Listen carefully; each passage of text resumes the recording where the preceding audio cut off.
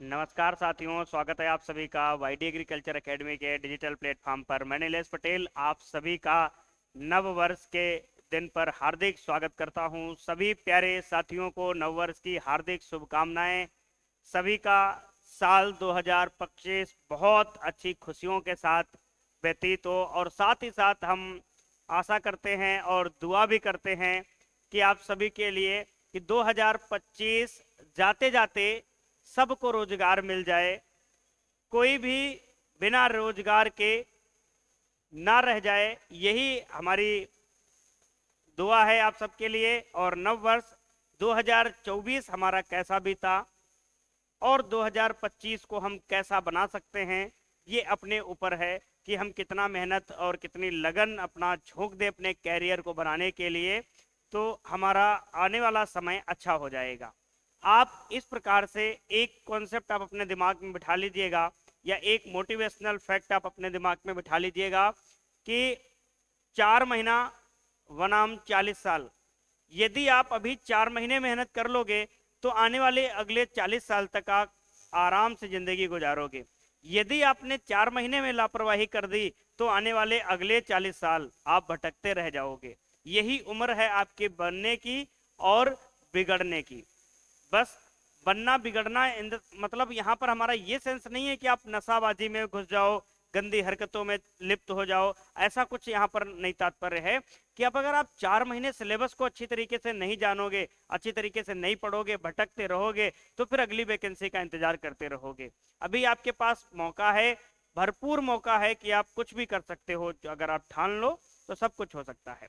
अब हम लोगों ने दिन में बहुत अच्छी खुशियां व्यतीत की एक दूसरे के साथ नए साल की। अब अपने कैरियर पे भी नए साल का असर थोड़ा डालना है। तो आज का जो हमारा टॉपिक है, उत्तर प्रदेश की नदियां, रिवर्स ऑफ उत्तर प्रदेश। तो उत्तर प्रदेश यानी कि अपना प्रदेश, उम्मीदों का प्रदेश, युवाओं का प्रदेश हम लोग पढ़ रहे हैं। इसी कड़ी में हम आज नदियों के बारे में बात करेंगे। नदियां जिनके ना होने से क्या होता या जिनके होने से क्या हो रहा है, इन बातों पर हम गौर करेंगे।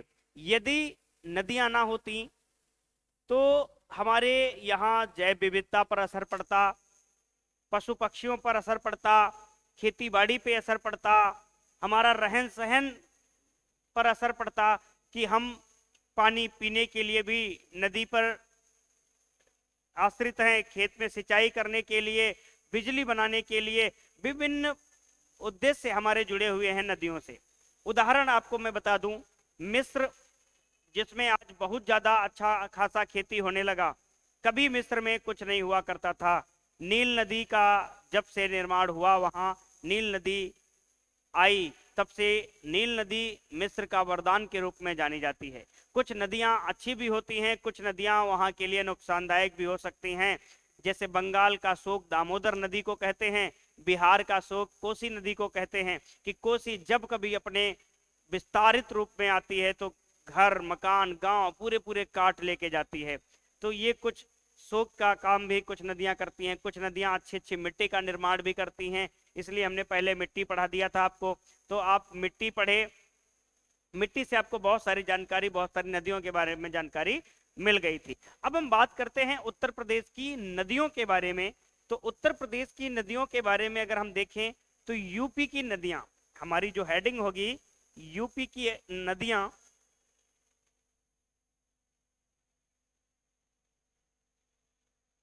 एक बार सभी बच्चे सेशन को शेयर कर दीजिएगा धमाकेदार तरीके से। जितना हो सके आप सेशन को शेयर करिएगा ताकि हर एक बच्चा हमारी इस क्लास से जुड़ सके, चाहे वो उत्तर प्रदेश पुलिस की तैयारी कर रहा हो, उत्तर प्रदेश एसआई की तैयारी कर रहा हो, लेखपाल, वीडियो, साथ ही साथ एजीटीए या यूपी ट्रिपल एससी से संबंधित किसी भी एग्जाम की अगर वो तैयारी कर रहा है, उन सब बच्चों के लिए क्लास बहुत ही महत्वपूर्ण होने वाली है। हम एक एक कड़ी को आपको समझाते हुए चलेंगे कि नदियों से प्रश्न अगर बनेंगे तो किस प्रकार से बनेंगे। घबराना नहीं है, प्रैक्टिस सेट भी उत्तर प्रदेश स्पेशल का बहुत जल्द आपके बीच आने वाला है। हर शनिवार को हम प्रैक्टिस के रूप में आपको एमसीक्यू क्वेश्चन कराया करेंगे यूपी स्पेशल के, जिससे आपको यूपी स्पेशल में 20 में 20 लाने में कोई भी प्रॉब्लम नहीं होगी।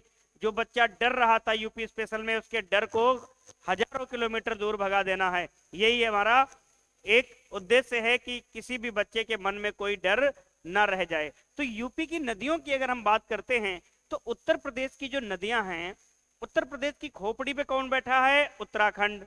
कौन बैठा है? उत्तराखंड। और पूरी खोपड़ी की अगर बात करें तो इर्द गिर्द नेपाल भी बेचारा तैर रहा है। तो जाहिर सी बात है, अगर हम दक्षिण पठार की नदियों को छोड़ दें, मैदानी नदियों को छोड़ दें, तो हिमालयन नदियां जो हैं, जो वर्ष भर पानी हमको देती हैं, वो नदियां कहां से निकलती हैं? उत्तराखंड या नेपाल से आती। ठीक है, हिमनद से आती हैं, ग्लेशियर से आती हैं। तो वो नदियां इधर साइड से आएंगी और कहां जाएंगी? इस साइड में आएंगी। मतलब उत्तर पश्चिम से आती हैं और दक्षिण पूर्व की ओर जाती हैं। ये कई बार क्वेश्चन पूछा गया है कि मुख्यतः उत्तर प्रदेश की नदियां किस ओर प्रवाहित होती हैं या प्रवाहित होने की दिशा क्या है? मुख्यतः उत्तर प्रदेश की नदियां किस तरफ प्रवाहित होती हैं या किस दिशा में प्रवाहित होती हैं? तो फटाक से अब पहला क्वेश्चन डाल दो और लिख लो, उत्तर प्रदेश की मुख्यतः या मुख्यतः उत्तर प्रदेश की नदियां मुख्यतः यूपी की नदियां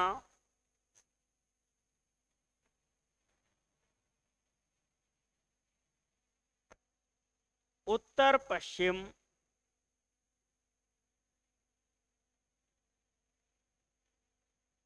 से दक्षिण पूर्व की ओर बहती हैं। मुख्यतः उत्तर प्रदेश की नदियां उत्तर पश्चिम से दक्षिण पूर्व की ओर बहती हैं, दक्षिण पूर्व की ओर प्रवाहित होती हैं। ठीक है, ये पॉइंट है, दक्षिण पूर्व की ओर प्रवाहित होती हैं। अभी हम इन सबको मैप में आपको बताएंगे ना, तब सारी बातें क्लियर होती चली जाएंगी। दक्षिण पूर्व की ओर प्रवाहित होती हैं।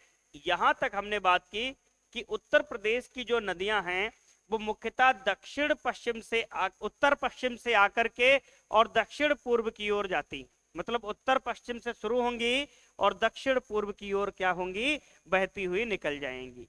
यहां तक हमने बात कर लिया कि उत्तर प्रदेश की नदियों के बारे में।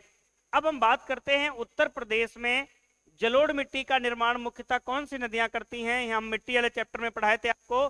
तो गंगा, यमुना एवं उनकी सहायक नदियां जो हैं वो क्या करती हैं? जलोढ़ मिट्टी का निर्माण करती हैं, जो कि उपजाऊ मिट्टी है। पूरे भारत में लगभग लगभग 43.4% एरिया पर जलोढ़ मिट्टी पाई जाती है, जो कि एनसीईआरटी में 40% दिया हुआ है। और बिहार पीसीएस में क्वेश्चन पूछा भी गया था, एल्यूवियल सॉइल का एरिया कितना है, तो 40% सही किया गया था। हमारे कुछ पुस्तकें हैं एग्रीकल्चर में जिनमें 24% भी दिया है, तो प्यारे ध्यान देना इस बात को। ठीक है, गाइड पे बहुत ज्यादा भरोसा नहीं करना अपने को। कोई ऑथेंटिक बुक हो तो उसका डेटा हमें पढ़ना चाहिए। जैसे एनसीईआरटी, तो डेटा जो है, एनसीईआरटी कहती है कि मैं लाख गलत हूं फिर गलत होके भी सही हूं। मतलब एनसीईआरटी में अगर कुछ गलत भी दिया है वो भी सही है, समझ लो, प्रूफ है पूरी तरीके से। तो हमने क्या देखा कि मुख्यतः यूपी की नदियां दक्षिण पश्चिम से होकर के, सॉरी उत्तर पश्चिम से होकर के दक्षिण पूर्व की ओर प्रवाहित होती हैं। अब बात करते हैं यूपी की जो नदियां हैं, उत्तर प्रदेश की जो नदियां हैं,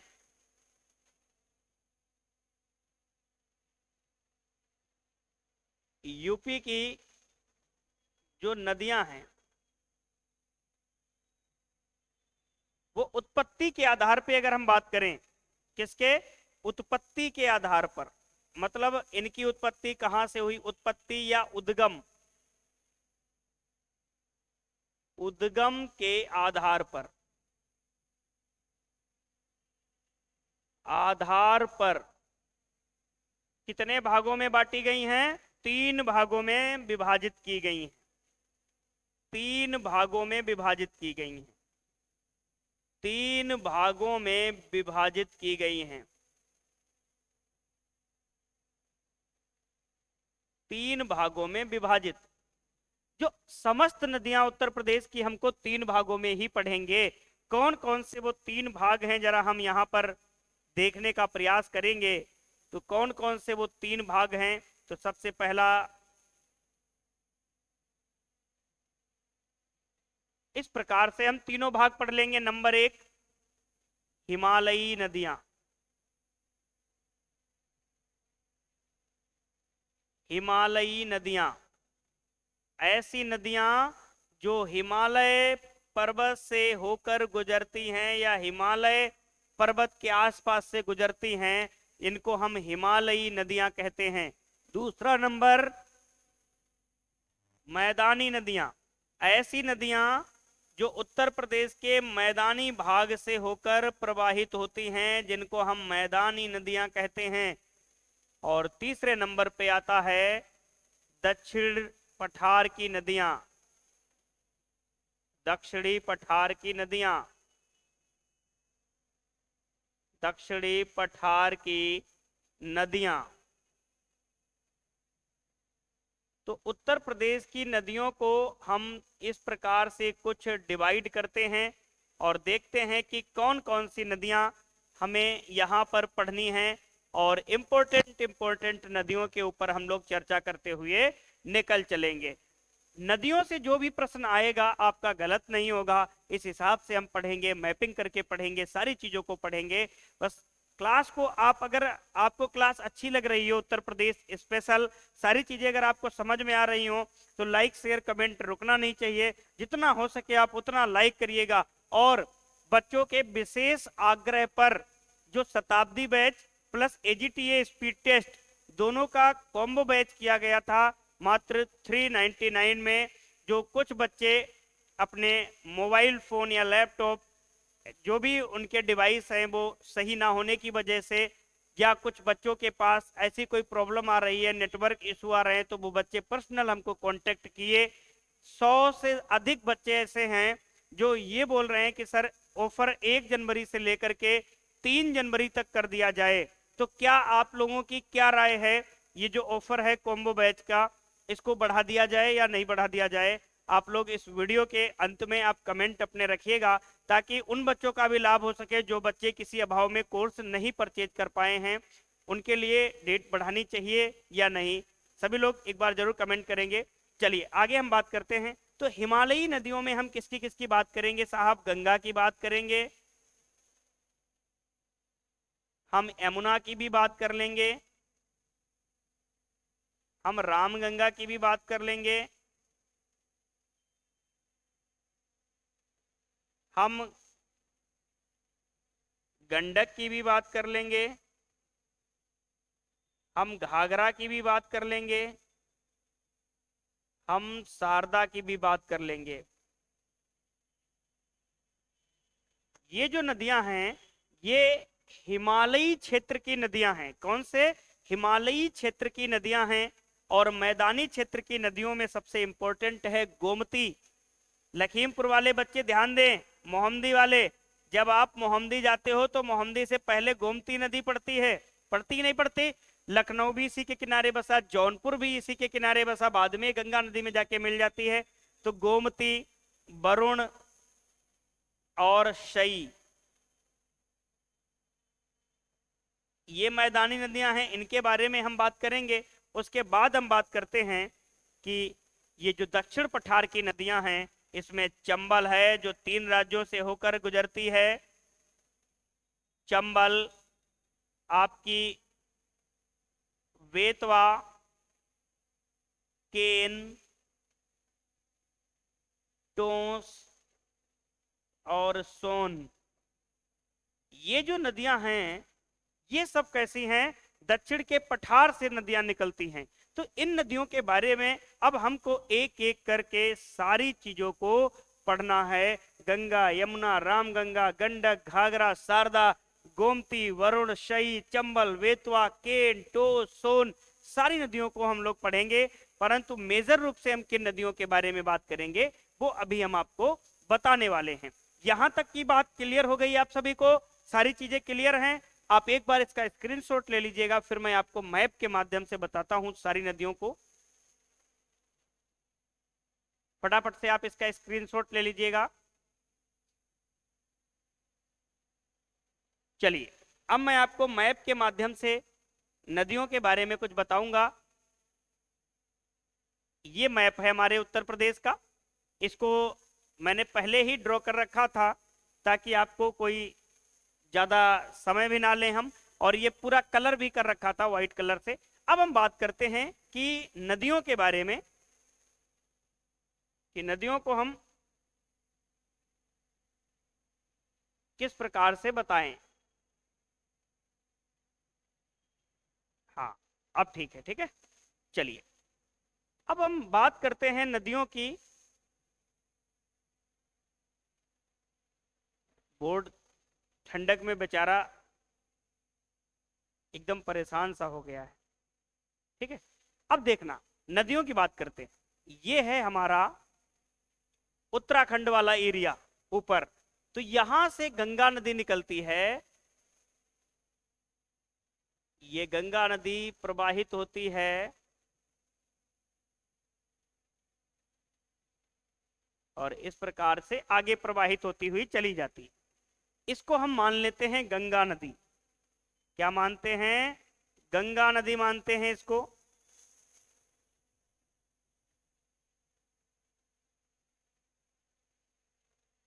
और उसके बाद यमुना नदी की हम बात करते हैं, तो यमुना नदी की हम बात कर लें।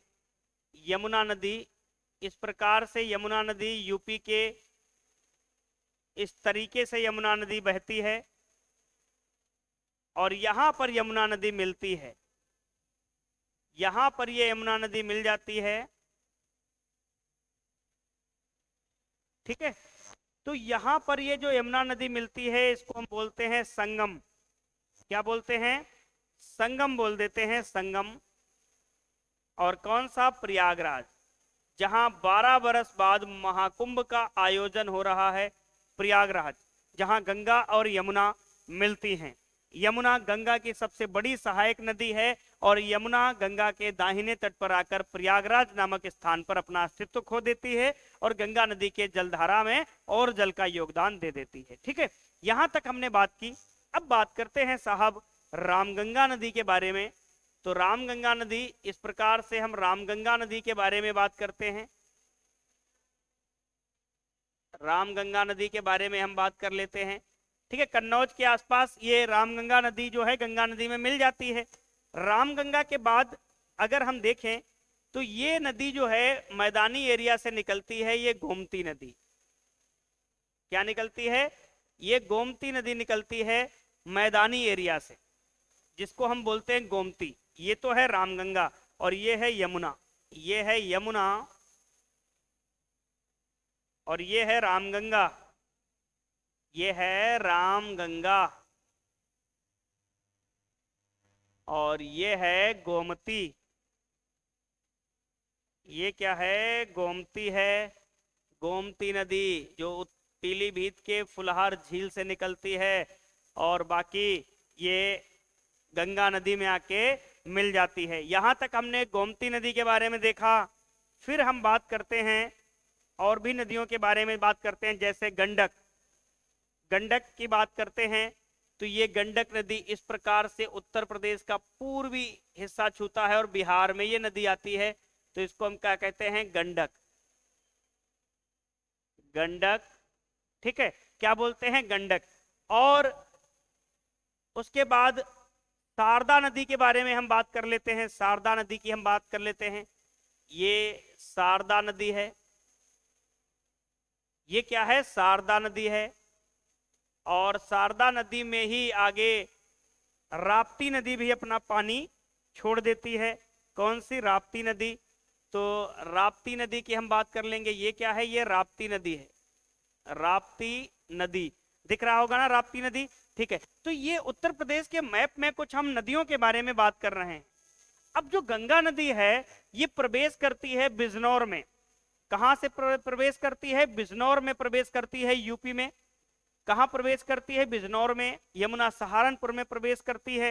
रामगंगा भी बिजनौर से एंट्री करती है, ठीक है। ये नदियां कुछ इस प्रकार से हम बातें कर लिए। अब हम बात करते हैं कुछ अन्य नदियों के बारे में। जैसे कुछ नदियां हैं, यमुना नदी में दिल्ली के आसपास हिंडन मिलती है। फिर एक नदी मिलती है चंबल, इटावा के पास यमुना नदी में मिलती है चंबल। कहां पर मिलती है? इटावा के पास चंबल नदी मिलती है। फिर यहां पर आप देखे होंगे ये सिंध नदी इस प्रकार से यमुना में मिलती है। कौन सी? सिंध नदी आपको यमुना में मिलती दिखाई देगी। सिंधु नहीं, सिंध नदी की बात कर रहे हैं, सिंध नदी की। तो यमुना में कौन सी नदी मिलती है? सिंध नदी मिलती है। उसके बाद बेतवा नदी, बेतवा नदी यमुना में मिलती है, कहां पर? हमीरपुर के पास। बेतवा नदी हमीरपुर के पास यमुना नदी में मिलती है। उसके बाद हम बात करते हैं तो ये केन नदी है जो बांदा के पास मिलती है। कौन सी? केन नदी, ध्यान देना। तो केन नदी जो है यमुना के तट पर मिलती है, मतलब बांदा में, यमुना में मिल जाती है। तो ये उत्तर प्रदेश की कुछ नदियां हैं जिनको हमने मैप के माध्यम से आपके बीच में बताने का प्रयास किया। अब हम एक एक करके नदियों को डिटेल से पढ़ने का प्रयास करेंगे कि कौन सी नदी कहां से आई है, कहां जा रही है, और इन नदियों का आगे चलकर इनकी जलधारा कहां कहां प्रवाहित हो रही है। ठीक है, अब हम इसी क्रम में, आप इसको एक बार स्क्रीनशॉट ले लीजिएगा, फिर हम बात करते हैं।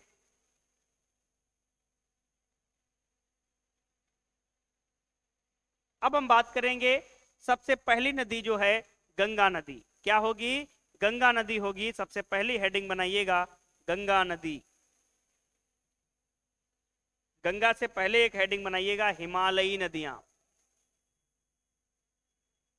हिमालयी नदियां।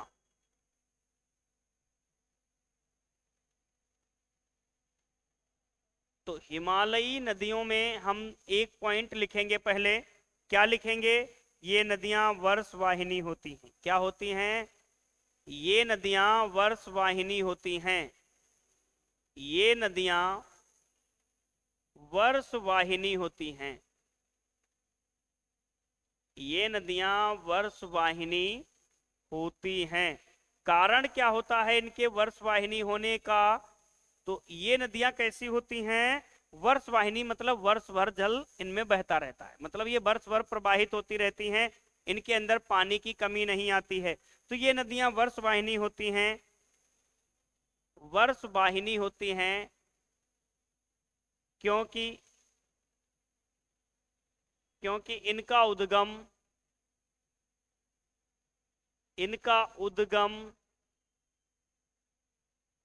ग्लेशियर से होता है, और वो पिघल पिघल कर पानी देते रहते हैं। इनका उद्गम ग्लेशियर से होता है, ग्लेशियरों से होता है, ग्लेशियरों से होता है, ग्लेशियरों से होता है। और जो ग्लेशियर होते हैं वो जल का स्रोत होते हैं। क्या होते हैं? जल का स्रोत होते हैं। कौन? ग्लेशियर होते हैं जल का स्रोत। आप ध्यान देना कि इन नदियों में पानी वर्ष भर क्यों बहता रहता है? क्योंकि इन नदियों का जो उद्गम है वो ग्लेशियर से होता है। ठीक है, आप बताओगे कमेंट बॉक्स में इंडिया का सबसे ऊंचाई पर स्थित ग्लेशियर कौन सा है, फटाफट से बताइएगा। और एक क्वेश्चन ये भी बताइएगा कि अंतरराष्ट्रीय ग्लेशियर संरक्षण वर्ष किस वर्ष को आयोजित किया जाएगा, या किस वर्ष को घोषित किया गया है कि ग्लेशियरों के संरक्षण के लिए एक अंतरराष्ट्रीय वर्ष होना चाहिए? फटाफट से आप कमेंट बॉक्स में बताइएगा मुझे। तो हमने देखा हिमालयी जो नदियां हैं वो वर्षवाहिनी होती है, मतलब इनके अंदर पानी वर्ष भर बहता रहता है। कारण क्योंकि इनका उद्गम जो होता है वो ग्लेशियर से होकर होता है, और ग्लेशियर जो होते हैं थोड़ा सा टेम्परेचर बढ़ने पर ग्लेशियर पिघलते रहते हैं, जो बर्फ उनकी पिघलती है वो पानी बनती है, और ये पानी बराबर बहता रहता है। यहां तक बात समझ में आ गई। अब हम बात करते हैं पहली नदी, प्यारी सी नदी, राष्ट्रीय नदी, पावन नदी। ठीक है, सनातन धर्म की पवित्र नदी मानी जाती है गंगा नदी। तो पहली नदी आएगी गंगा नदी।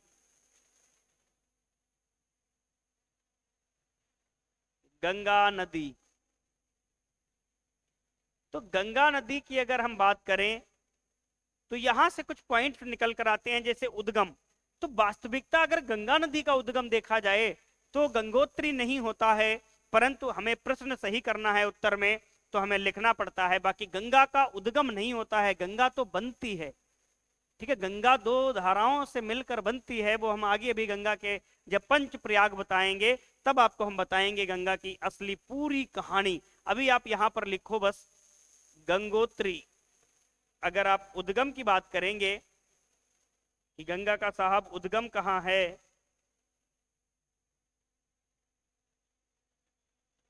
तो उद्गम लिखेंगे गंगोत्री, जिसको गोमुख भी कहते हैं। क्या कहते हैं? गोमुख भी कहते हैं, गाय के मुख के समान। ये कहाँ पड़ता है? ये उत्तरकाशी जिला है, ये उत्तरकाशी जिला है, उत्तरकाशी जिला। और ये कहाँ पड़ता है? ये उत्तराखंड में पड़ता है। कहाँ पड़ता है? उत्तराखंड में पड़ता है। ये उत्तराखंड कभी हमारा हिस्सा था, अपना उत्तर प्रदेश का हिस्सा था, परंतु आज बंटवारे में ये अलग एक राज्य बन गया। तो गंगा नदी का उद्गम अगर देखा जाता है तो गंगोत्री गोमुख से उत्तरकाशी जिला उत्तराखंड माना जाता है। यहां तक हमने बात कर ली। भारत की सबसे लंबी नदी, भारत की सबसे लंबी नदी, यहां पर थोड़े बच्चे कंफ्यूज होते हैं, अभी हम बताते हैं। भारत की सबसे लंबी नदी, यहां से क्वेश्चन क्या आता है? एक होता है भारत की सबसे लंबी नदी, एक क्वेश्चन आता है भारत से होकर बहने वाली सबसे लंबी नदी। तो भारत से होकर बहने वाली सबसे लंबी नदी ब्रह्मपुत्र आएगी, और भारत की सबसे लंबी नदी कौन सी आएगी? गंगा आएगी। और ब्रह्मपुत्र नदी पर एक माजुली द्वीप बना है जो विश्व का सबसे बड़ा नदी द्वीप कहलाता है। आप फटाफट से सब छापते रहिएगा। भारत की सबसे लंबी नदी गंगा नदी, कौन सी? गंगा नदी, गंगा नदी। डॉल्फिन का आवास गंगा नदी माना जाता है। पटना में डॉल्फिन रिसर्च सेंटर का स्थापना किया गया गंगा नदी में। तो गंगा नदी लंबाई 2525 किलोमीटर, सबसे ज्यादा ये अपने यूपी में ही बहती है गंगा नदी। तो हमने देखा कि गंगा नदी का जो लंबाई है 2525 किलोमीटर है। यूपी में गंगा नदी की लंबाई, यूपी में गंगा नदी की लंबाई, गंगा नदी की लंबाई, हालांकि ये प्रश्न लंबाई वाला यूपी में पूछा नहीं जाएगा, परंतु आप लिख लीजिएगा कि यूपी में गंगा नदी की लंबाई लगभग 1450 किलोमीटर के आसपास पड़ती है। 1450 किलोमीटर के आसपास पड़ती है। यूपी में गंगा नदी का प्रवेश बिजनौर जिले से माना जाता है। लिखेंगे यूपी में गंगा, यूपी में गंगा बिजनौर जिले से प्रवेश करती है, बिजनौर जिले से प्रवेश करती है, बिजनौर जिले से प्रवेश करती है। ध्यान देना, उत्तराखंड में गंगा की लंबाई महज 110 किलोमीटर ही है। उत्तर प्रदेश में जैसे ही बिजनौर में मैदानी भाग में गंगा प्रवेश करती है, गंगा में प्रदूषण की मात्रा धीरे धीरे बढ़ने लगती है। बिजनौर से पहले अगर गंगा की बात करोगे तो हाथ में ऐसे पानी लेके पी सकते हो आप, और बिजनौर के बाद जैसे ही हरिद्वार वगैरह एरिया में आती है ना गंगा नदी, भयंकर प्रदूषण मिलता है। फिर जैसे कन्नौज के आगे, जैसे गंगा नदी का आगे कन्नौज के आगे जितना बढ़ोगे, उन्नाव कानपुर में तो एकदम गंगा नदी में नरक मचा रखा है कंपनियों ने, भयंकर प्रदूषण, सबसे ज्यादा कानपुर में प्रदूषण। ठीक है, तो हमने क्या देखा कि यूपी में गंगा बिजनौर जिले से प्रवेश करती है, और यूपी के गाजीपुर जिले से, यूपी के गाजीपुर जिले से गंगा बिहार, गंगा बिहार राज्य के, बिहार राज्य के बक्सर, बक्सर जिले के, बक्सर जिले के चौसा नामक स्थान से, चौसा नामक स्थान से प्रवेश करती है, नामक स्थान से प्रवेश करती है, स्थान से प्रवेश करती है। गंगा नदी बिहार को दो बराबर भागों में बांटती है, उत्तरी बिहार और दक्षिणी बिहार। उत्तरी बिहार और दक्षिणी बिहार, बिहार में बक्सर, पटना, ये सब गंगा नदी के किनारे, बिहार के गंगा नदी के तट पर बसे शहरों की संख्या 12 है, और बिहार में लगभग 445 किलोमीटर गंगा की लंबाई मानी जाती है, और बिहार की जो कुल लंबाई है वो 483 किलोमीटर है। कौन सी? पूर्व से पश्चिम, पूर्व से पश्चिम 483 ईसा पूर्व में महात्मा बुद्ध का वहां पर निर्माण भी हुआ था। इस बात को भी आप ध्यान रखना। महात्मा बुद्ध कहाँ से संबंधित थे? बिहार से संबंधित थे। ठीक है, तो हमने क्या देखा, यूपी के गाजीपुर जिले से गंगा बिहार राज्य के बक्सर जिले के चौसा नामक स्थान से प्रवेश करती है। मतलब बिजनौर में एंट्री किया, गाजीपुर में एग्जिट कर ली गई गंगा नदी और बिहार में चली गई। यहां तक बात समझ में आ गई। अब हम बात करते हैं गंगा नदी की। तो राष्ट्रीय नदी का दर्जा कब मिला इनको? राष्ट्रीय नदी, नेशनल रिवर, राष्ट्रीय नदी। तो गंगा भारत की राष्ट्रीय नदी है और इनको 4 नवंबर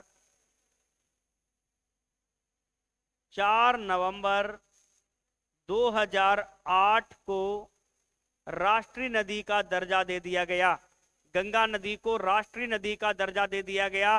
तत्कालीन भारत के प्रधानमंत्री, आज के डेट में देखें तो स्वर्ग श्री लगा सकते हैं, परंतु उस समय डॉक्टर मनमोहन सिंह के शासन में गंगा नदी को राष्ट्रीय नदी का दर्जा दिया गया था 4 नवंबर 2008 को, जिनका हाल ही में 26 दिसंबर 2024 को निधन हो गया 92 साल की उम्र में।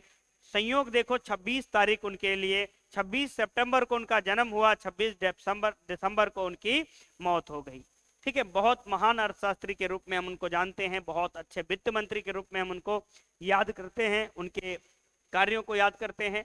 तो राष्ट्रीय नदी का दर्जा गंगा नदी को दिया गया 4 नवंबर 2008 को।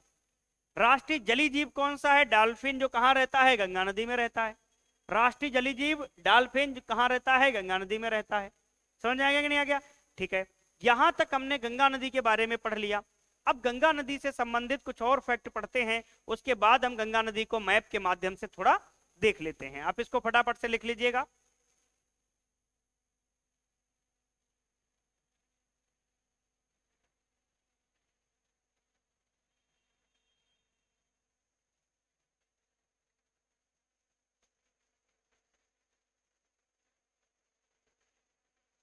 चलिए आगे हम बात करते हैं।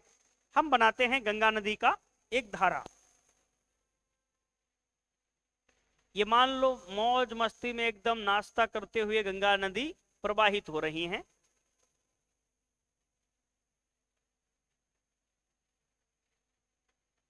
गंगा नदी कहां कहां से प्रवाहित होती हैं? उत्तराखंड, उसके बाद यूपी, और यूपी के बाद बिहार, और बिहार के बाद झारखंड,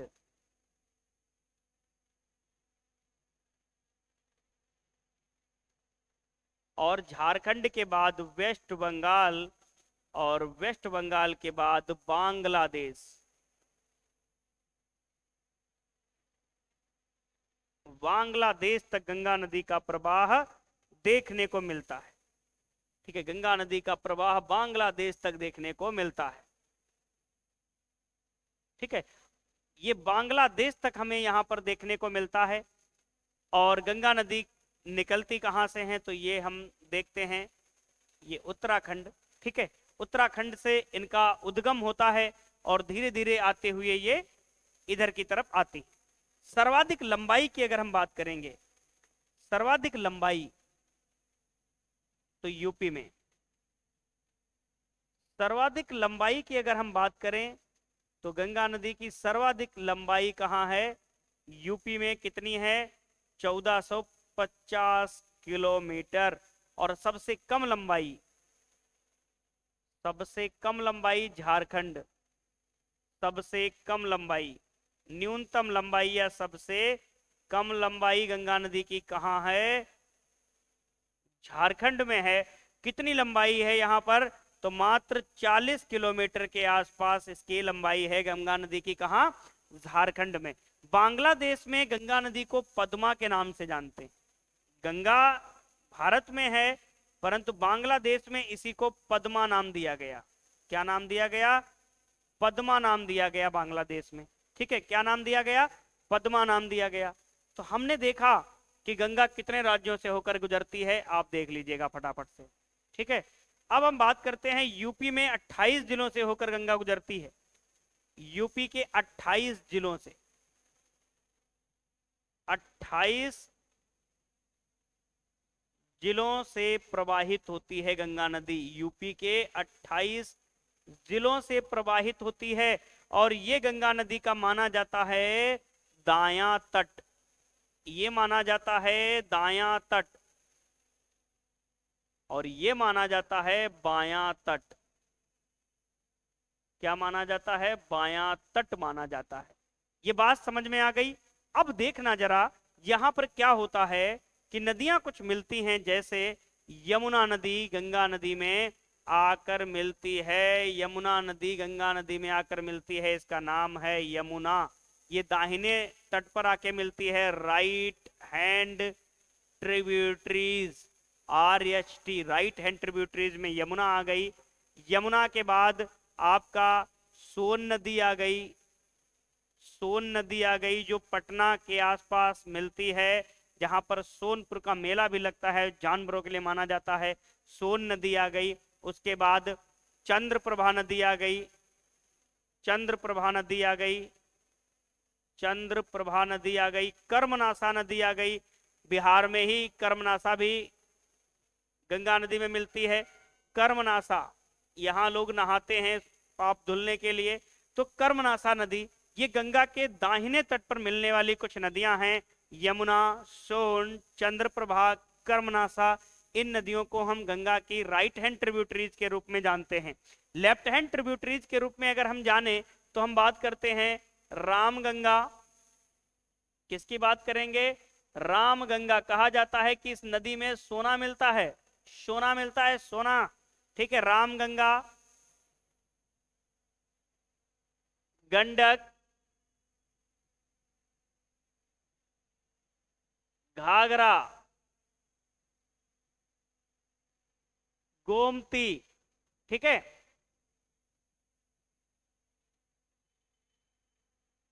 इसको यहां पर गोमती लिख लेते हैं। सॉरी,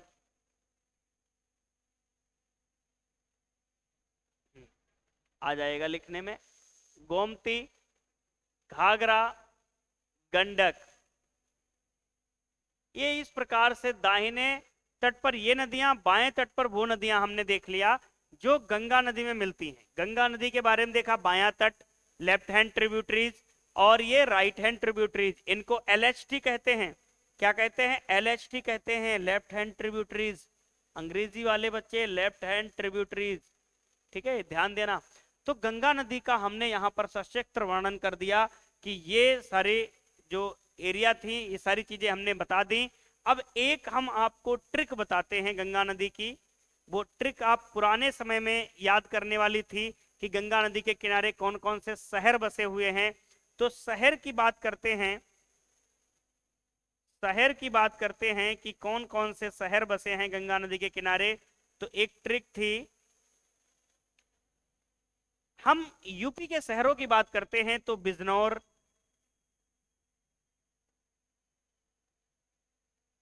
अगर शहर की बात करेंगे तो हम बात करेंगे कानपुर, जो फेमस शहर हैं उनकी बात करेंगे। कानपुर, प्रयागराज, बाकी आप 28 याद नहीं कर पाओगे। मिर्जापुर, वाराणसी,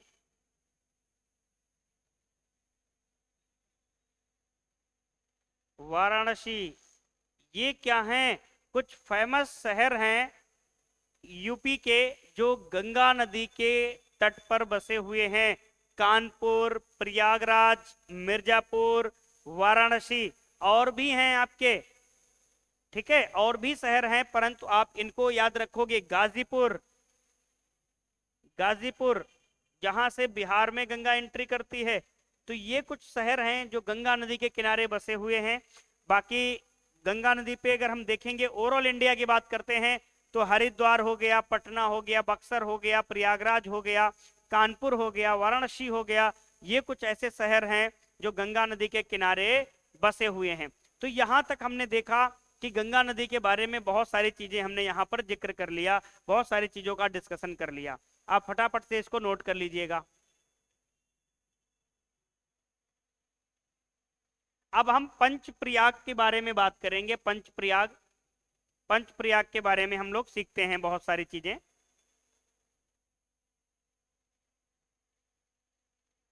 क्लास को शेयर भी करते रहिएगा ताकि अधिक से अधिक बच्चा हमारे साथ जुड़ सके और नदी को इस प्रकार से हम सारी चीजों को पढ़ सके।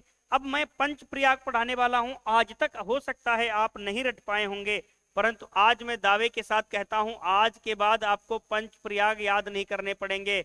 आप फटाफट से पंच प्रयाग के बारे में आप बताते रहोगे। तो पंच प्रयाग की कहानी का समापन सत्यनारायण कथा की 5वां अध्याय आज समाप्त हो जाएगा। तो पंच प्रयाग का अध्याय कैसे सर समाप्त करेंगे, तो हम बताएंगे आपको कैसे समाप्त करेंगे। देखिएगा पंच प्रयाग हमारी हेडिंग है पंच प्रयाग। अब सबसे पहले हम बात करते हैं पंच प्रयाग में, आप हमारे साथ चलते रहना। हम बात करेंगे संतोपथ हिमनद या ग्लेशियर। क्या हम बात करेंगे संतोपथ या सतोपंथ हिमनद। सतोपंथ हिमनद जो है ये पड़ता है साहब बद्रीनाथ में। कहां पड़ता है? बद्रीनाथ में ये हिमनद पड़ता है।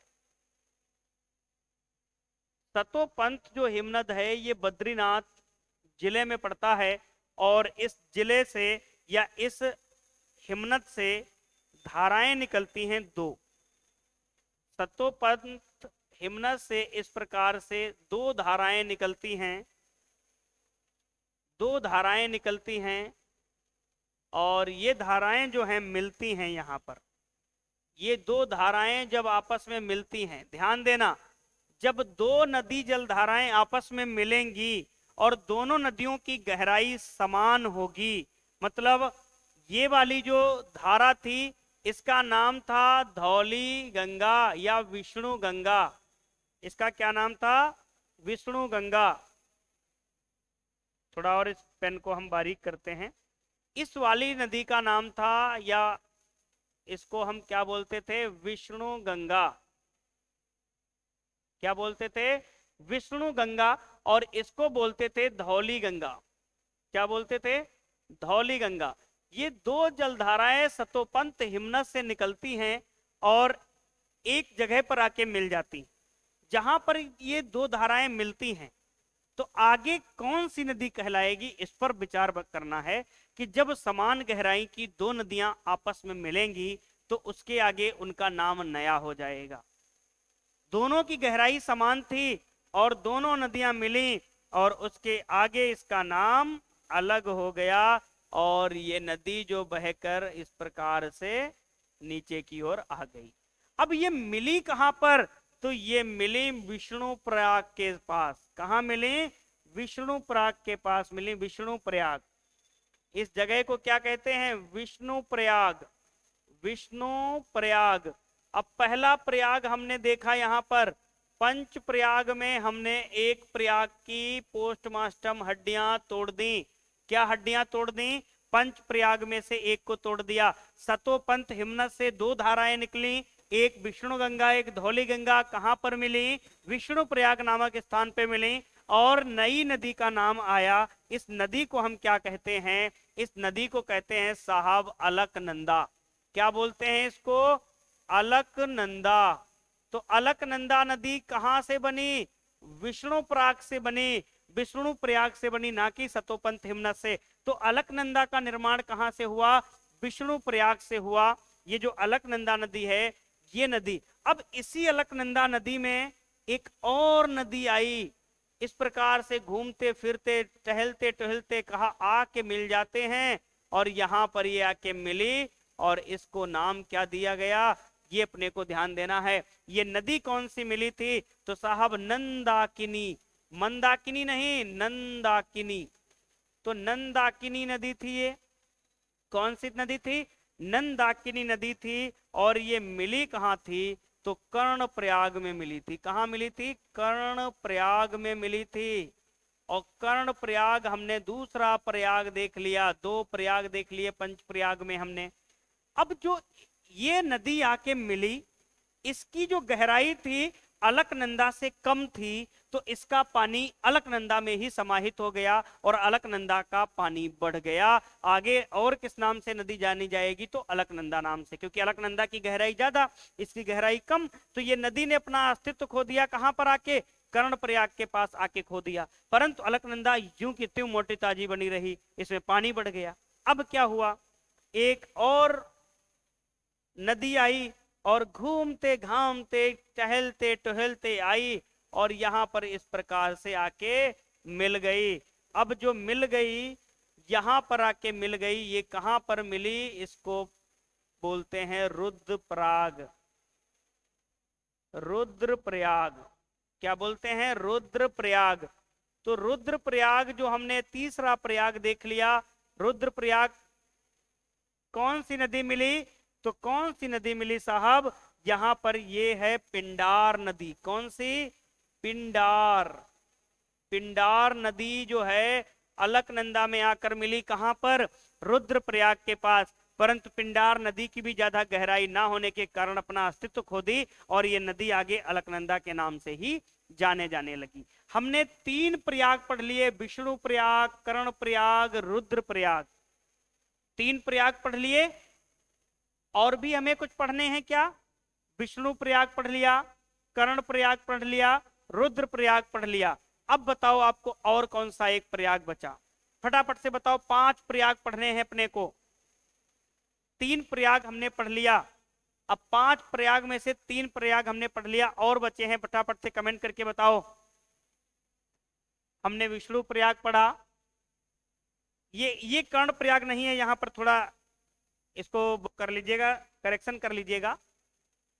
यहां जो नंदाकिनी जो मिलती है नंद प्रयाग है। ये कौन सा प्रयाग है? नंद प्रयाग। नंद प्रयाग, इसको थोड़ा करेक्शन कर लेना। ये नंद प्रयाग है और ये कर्ण प्रयाग है। जहां पर पिंडार नदी आके मिलती है इसको बोलते हैं कर्ण प्रयाग। ठीक है, क्या बोलते हैं? कर्ण प्रयाग।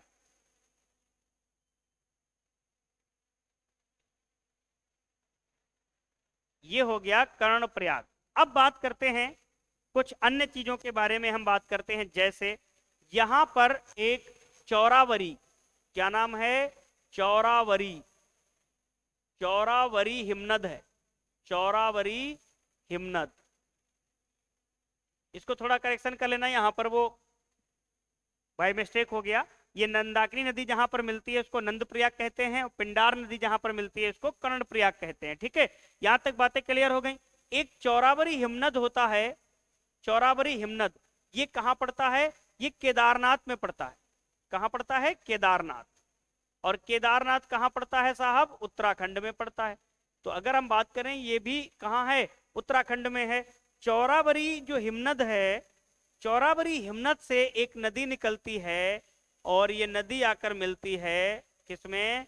गंगा में। इस नदी का नाम है मंदाकिनी, सॉरी मंदाकिनी। अभी इसको हम गंगा नहीं कहेंगे। तो ये नदी कहां से निकली? मंदाकिनी।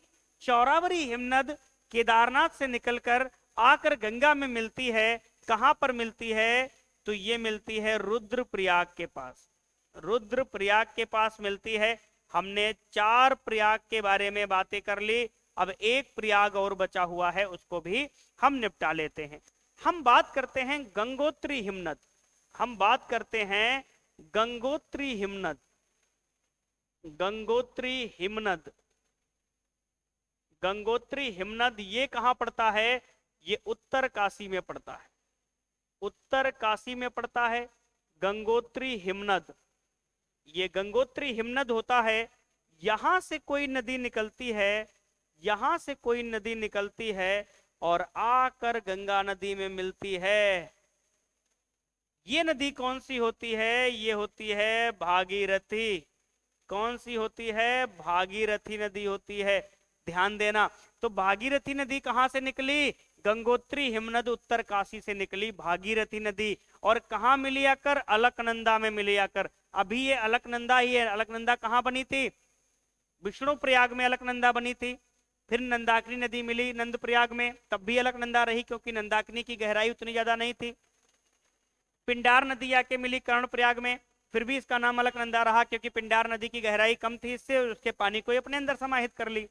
फिर मंदाकिनी नदी आकर मिली रुद्रप्रयाग में, तो मंदाकिनी नदी की भी गहराई उतनी ज्यादा नहीं थी कि इस नदी का नाम बदल दे, एक अलग नाम आ जाए, तो ये मंदाकिनी के पानी को भी अपनी ओर समाहित कर ली। परंतु बात तो अब आएगी कहानी में ट्विस्ट, कि भागीरथी नदी और अलकनंदा नदी का समान गहराई होने पर जहां पर ये मिली नदी और उसके आगे का जो ये नदी कहलाई, जो अब आगे नदी ये कहलाएगी, ये क्या कहलाएगी? गंगा नदी कहलाएगी। क्या कहलाएगी? ये गंगा नदी कहलाएगी, गंगा नदी। तो गंगा नदी कहां पर बनती है? जब अलकनंदा और भागीरथी मिलती है, कहां पर? देव प्रयाग के पास। कहां पर मिलती है? इस प्रयाग को हम बोलते हैं देव प्रयाग। देव प्रयाग। तो हमने बताया था ना, गंगा निकलती नहीं, गंगा बनती है। तो गंगा कहां बनी? देव प्रयाग के पास। जब अलकनंदा नदी में भागीरथी की शाखा मिली, तब क्या बनकर आ गई? गंगा नदी बनकर आ गई। अब आगे एक और कहानी हम बात करते हैं। यहां पर एक और हिमनद होता है जिसको हम यमुनोत्री बोलते हैं, यमुनोत्री हिमनद। यमुनोत्री हिमनद भी कहां होता है? उत्तर काशी में पड़ता है। कहां पड़ता है? उत्तर काशी में साहब पड़ता है। और उत्तर काशी कहां पड़ता है? उत्तराखंड में पड़ता है। और यहां से ये एक नदी निकलकर और गंगा नदी के दाहिने तट पर मिलती है। तो इस तट को हम बोलते हैं प्रयागराज। क्या बोलते हैं? प्रयागराज। तो यमुना नदी जो गंगा नदी में मिलती है, प्रयागराज बोलते हैं, जहां गंगा यमुना सरस्वती का संगम माना जाता है। सरस्वती आज विलुप्त रूप में देखी जा रही हैं। तो ये नदी कौन सी है साहब? ये यमुना नदी है। कौन सी है? यमुना नदी है। ध्यान देना, ये यमुना नदी है, ये भागीरथी नदी है, ये भागीरथी नदी है, और ये अलकनंदा नदी है। अलकनंदा नदी है, और ये मंदाकिनी नदी है। उधर धौली गंगा, विष्णु गंगा। अब एक बार इसको हम पुनः समझा देते हैं क्योंकि चक्रव्यूह बन गया, हो सकता है आपको जल्दी समझ में ना आए, परंतु अब हम बात करते हैं। सबसे पहले देखिएगा, एकदम फ्रेश मोड में आइएगा। क्या आइएगा? फ्रेश मोड में बात करते हैं। हमको कुछ नहीं पता, ऐसा मान लो कि हमको कुछ नहीं पता है, अब हम जानने चाह रहे हैं, तो एक बार सेशन को शेयर कर दीजिए, फिर हम इस चीजों को बढ़िया तरीके से समझते हैं। देखिए, जैसे सतोपंत हिमनद है जो बद्रीनाथ के जिले में स्थित है और ये उत्तराखंड में जगह पड़ती है। इस सतोपंत हिमनद या ग्लेशियर, ये बर्फ का स्थान है। यहां से दो धाराएं निकलती, एक विष्णु गंगा, एक धौली गंगा। माना जाता है कि इन दोनों धाराओं में पानी की जो गहराई है वो बराबर सी है। तो जो बराबर सी गहराई का पानी जब आपस में मिलेगा तो एकदम से नई धारा बनाएगा। तो ये जब विष्णु गंगा और धौली गंगा आकर जिस स्थान पर मिलती हैं, उस स्थान को हम विष्णु पराग कहते हैं। क्या बोलते हैं? विष्णु पराग कहते हैं। समझ में आ गई बात? तो विष्णु प्रयाग कैसे बना? जब सतोपंत हिमनद से धौली गंगा, विष्णु गंगा नदी निकलती हैं, विष्णु प्रयाग नामक स्थान पर मिलती हैं, तो इसका नाम विष्णु प्रयाग पड़ा। और यहां से इस नदी का नाम अलकनंदा नदी रखा गया। क्या नाम रखा गया? अलकनंदा। तो क्वेश्चन भी पूछा जाता है, बद्रीनाथ किस नदी के किनारे बसा है? तो अलकनंदा नदी के किनारे बसा है। आ गई बात समझ में? अलकनंदा नदी कुछ दूर आगे चलती है, फिर ये नंदाकिनी, भाई साहब, ये नंदाकिनी मैम जो नदी के रूप में आ रही हैं और ये अलकनंदा नदी में अपना पानी गिरा देती, अपना अस्तित्व खो देती हैं। इनकी गहराई कम होने की वजह से अलकनंदा इनको अपने अंदर समाहित कर अपनी जलधारा को और बढ़ाकर आगे की ओर प्रवाहित होती है। तो ये नंदाकिनी नदी कहां पर मिलती है? नंद प्रयाग के पास मिलती हैं। तो ये जो नंद प्रयाग है, ये दूसरे नंबर का प्रयाग है। ठीक है, क्या है? दूसरे नंबर का प्रयाग है। इनका क्रम भी आता है भाई साहब। ठीक है, तो ये दूसरे नंबर का प्रयाग हो गया। फिर अलकनंदा का पानी ज्यादा होने की वजह से नदी का रूप आगे अलकनंदा ही रहा।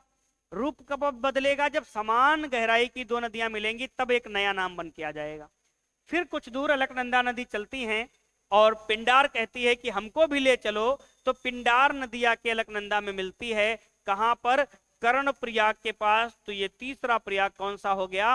कर्ण प्रयाग के पास। क्वेश्चन आएगा कि अलकनंदा में पिंडार कहां जुड़ती है? कर्ण प्रयाग के पास। अलकनंदा में नंदाकिनी कहाँ मिलती है? नंद प्रयाग के पास। विष्णु गंगा में धौली गंगा कहाँ मिलती है? विष्णु प्रयाग के पास। अब बात आती है कि मंदाकिनी नदी अलकनंदा में कहां पे मिलती है? रुद्रप्रयाग के पास। तो ये चौथा प्रयाग हो गया, कौन सा? रुद्रप्रयाग। अब गंगा नदी का निर्माण कैसे होता है? जब अलकनंदा की जलधारा में भागीरथी नदी की जलधारा मिलती है, कहां मिलती है? देवप्रयाग के पास। और यहीं से इस नदी का नाम क्या हो जाता है? गंगा नदी हो जाता है। और जब तक ये भारत में बहती हैं, गंगा नदी के नाम से जानी जाती हैं। बांग्लादेश में इनको पद्मा के नाम से जाना जाता है।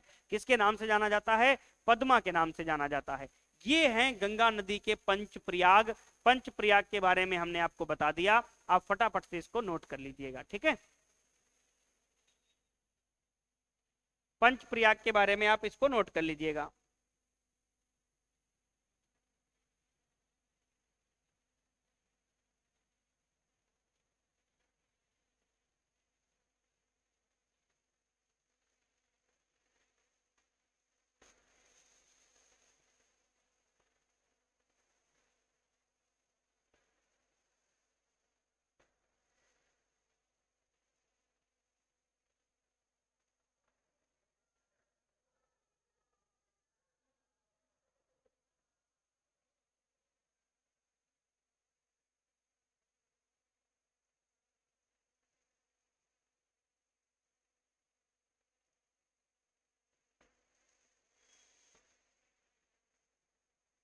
चलिए आगे बात करते हैं। ये प्रयाग के बारे में हमने देख लिया, पंच प्रयाग। ये बहुत अच्छा टॉपिक है अपने आप में, इसको कभी भूलना नहीं है। अब हम बात करते हैं राष्ट्रीय जलमार्ग की। तो हल्दिया से लेकर प्रयागराज तक ये कहा जाता है, हल्दिया से लेकर के प्रयागराज तक जो जलमार्ग है, इसको हम बोलते हैं राष्ट्रीय जलमार्ग। राष्ट्रीय जलमार्ग,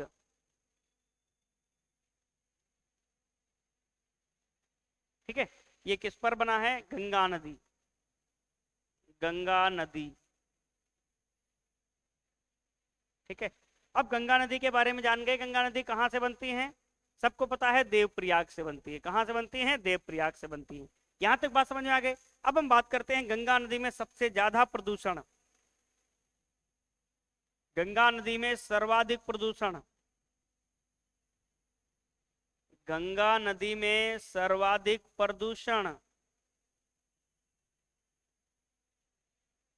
सर्वाधिक प्रदूषण कहां देखने को मिलता है? तो कन्नौज से लेकर के वाराणसी के बीच। कन्नौज, जिसको इत्र नगरी से के नाम से जानते हैं, कन्नौज से वाराणसी के बीच, वाराणसी के मध्य सबसे ज्यादा प्रदूषण देखने को मिलता है। और यहीं कन्नौज के आगे जैसे ही बढ़ोगे तो सबसे ज्यादा आपको प्रदूषण देखने को मिलेगा कानपुर में। कन्नौज से महज 70 से 80 किलोमीटर दूर ये कानपुर जिला, कानपुर दो हैं, कानपुर नगर, कानपुर देहात।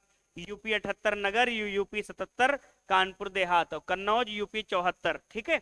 ये मतलब यूपी 74 वगैरह हम क्या बता रहे हैं आपको, ये व्हीकल नंबर है वहां के। जो वाहन वगैरह खरीदे जाते हैं ना, मोटरसाइकिल है, चार पहिया है, ट्रक है, इन पे यूपी 74 कन्नौज वाले लिखते हैं, यूपी 78 कानपुर नगर वाले, 77 कानपुर देहात वाले, ठीक है? हमने बात कर लिया इन सब पॉइंट के बारे में जो गंगा नदी से संबंधित है। कानपुर में सबसे ज्यादा क्या है? गंगा नदी प्रदूषित है। ये तो कहानी हो गई अपने गंगा नदी की।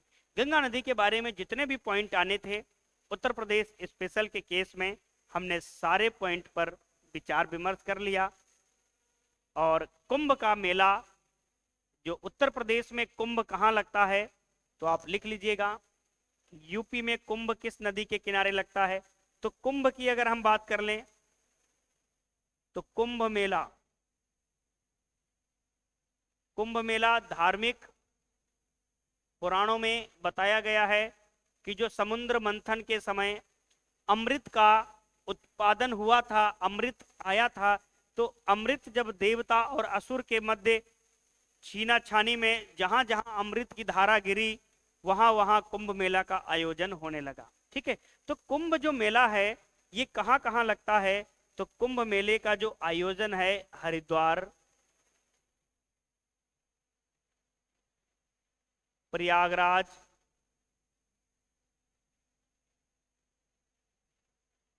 उज्जैन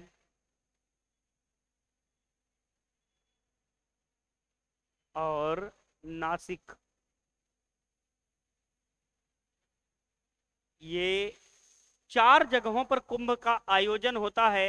तो प्रयागराज और हरिद्वार में जो कुंभ लगता है वो गंगा नदी पर लगता है। कहाँ लगता है? गंगा नदी पर लगता है, गंगा नदी पर लगता है। और उज्जैन में जो लगता है वो सिप्रा या क्षिप्रा नदी बोलते हैं, सिप्रा या क्षिप्रा नदी बोलते हैं। ठीक है, तो क्षिप्रा नदी के तट पर मेला लगता है और इसी नदी के तट पर ये उज्जैन शहर बसा हुआ है, महाकालेश्वर की धरती। नासिक में ये मेला लगता है गोदावरी नदी के तट पर। किस पर लगता है? गोदावरी नदी के तट पर लगता है, जिसे हम गोदावरी नदी को बोलते हैं बूढ़ी गंगा।